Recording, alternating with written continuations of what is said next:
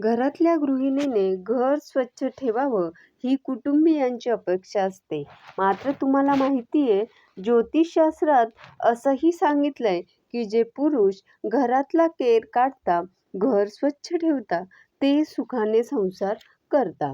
त्यांच्याकडे सगळंच मंगळमय वातावरण असतं. आणि याचं मुख्य कारण हे की हातात झाडू घेणं, स्वच्छता करणं हे मुळात अहंकार विसरून समतेनं वागणं आहे. हे काम बायकांचं किंवा घरातल्या नोकरांचं आहे असं म्हणत दुय्यमपणा न बाळगता आपणहून कामाला पुढाकार घेणं हे शुभ लक्षण आहे.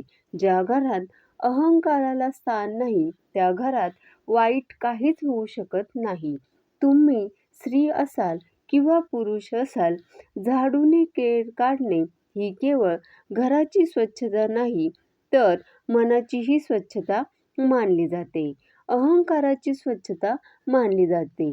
अशा घरात नकारात्मक ऊर्जा प्रवेश करूच शकत नाही. अशा घरात लक्ष्मी वास्तव्य करते, पैशांची आवक वाढते आणि घरातलं वातावरण कायम छान राहतं.